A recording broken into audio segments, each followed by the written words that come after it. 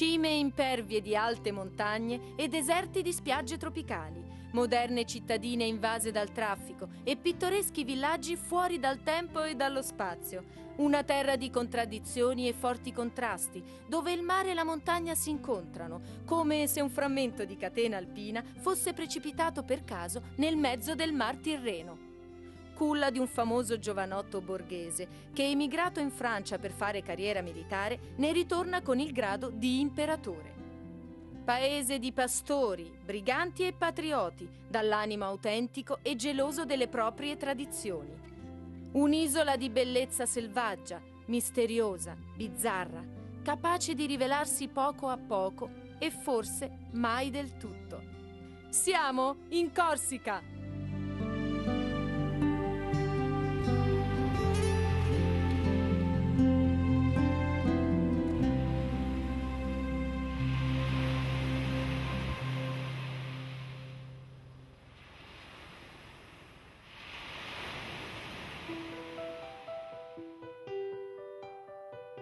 From Ajaccio, we continue our journey by car to enter the heart of Corsica.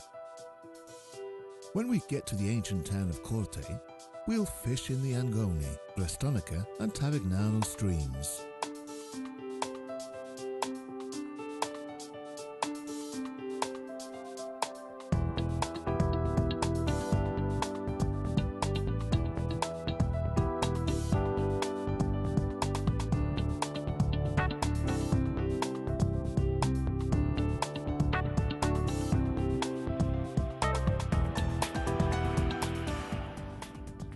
Together with an old friend of Pescavventura, Jean-Louis Jacy, we leave the coasts and the crowded beaches of the island to reach green and suggestive valleys among granitic and high harsh mountains close to the sea.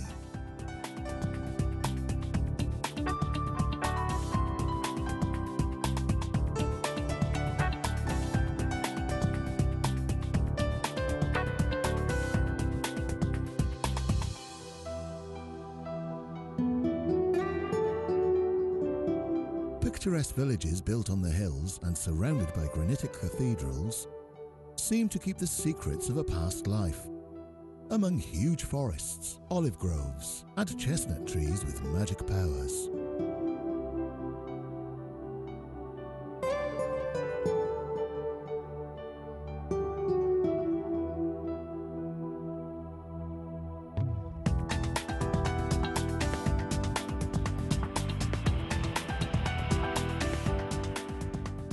Our destination is Corte, the ancient capital of the island. We travel along narrow and winding streets, paying particular attention to those funny wild pigs we meet along the road.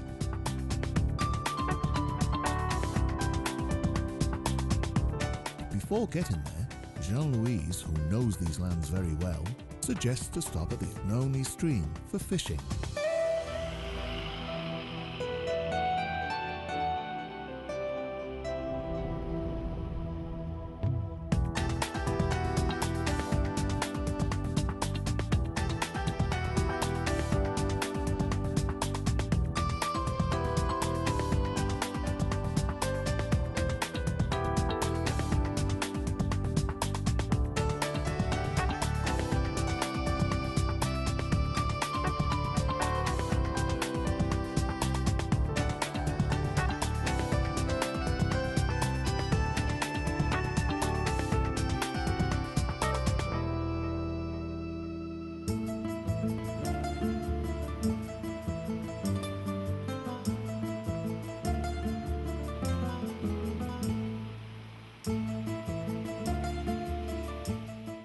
Small mountain stream with crystal clear waters, surrounded by wild and lush nature, still uncontaminated by mass tourism.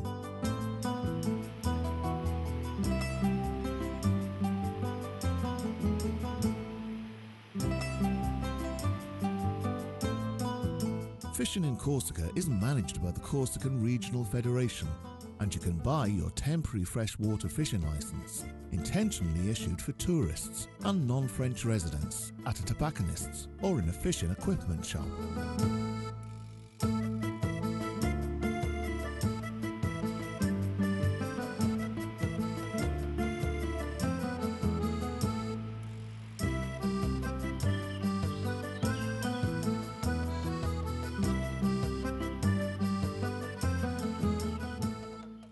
Jean-Louis is fishing in the stream with his 6.5-foot long Section 2 fishing rod.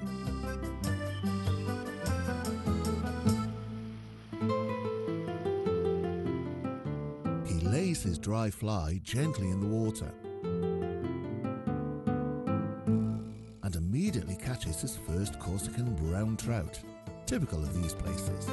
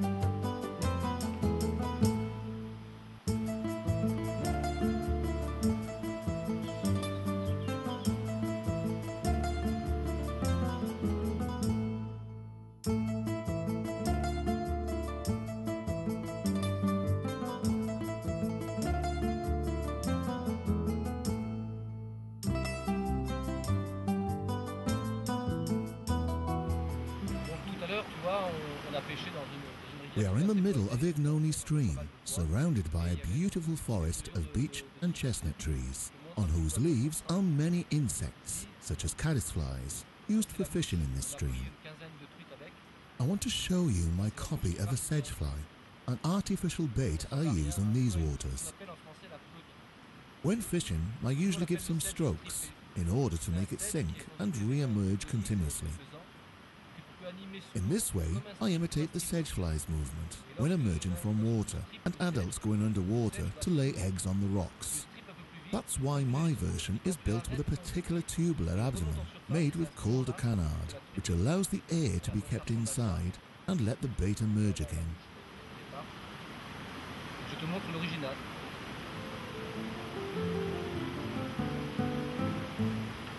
Ça, si tu vois bien.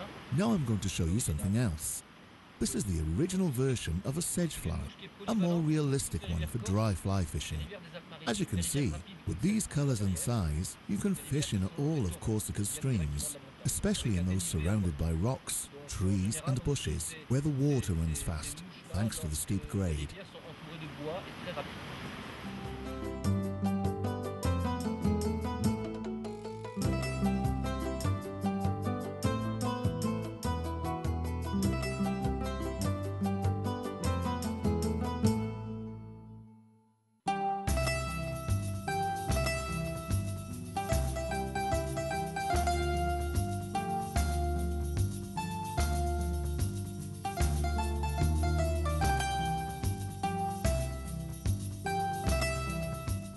Funny and pleasant path, like the sparkling water running among the granitic rocks shining under the sunlight.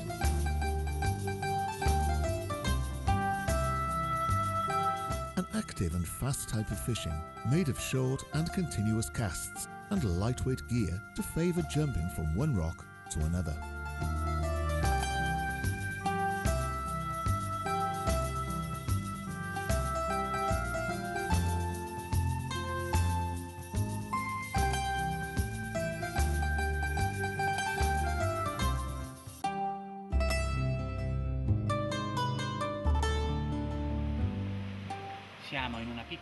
We are at a small pool of the Agnoni stream.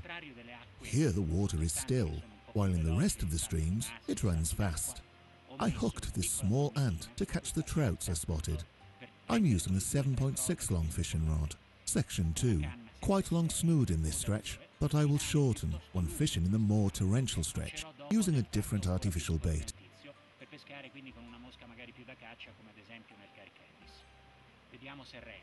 Let's see if it works, and above all, let's see how it will be fishing in other pools, or in stretches in which water is shallow and quick, where these wonderful wild trouts are.